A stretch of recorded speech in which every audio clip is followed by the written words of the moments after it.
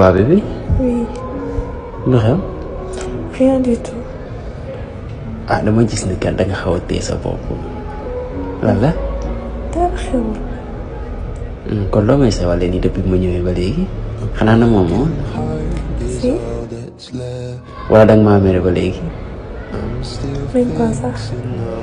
Yow xam nga ni man bëgguma ngay mer wala ngay am lu la metti surtout muy jóge ci man. D'accord.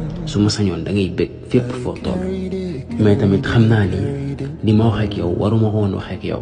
toog naa xalaat sama xel yedd ma daal ci laa la woo ngay nelaw ma ne garaawul naa bàyyi ba tey ma ñëw fii mais tamit li nga def moom rafetlu gu ma ko wax dëgg neex yàlla waroo ko woon a def wax naa ci yow ci ay bët ba sonn ndax nit ñi ngay continuer di dem rek bébé ñun nekkatuñu ay xale suñu relation dafa war a mature surtout buñ nekk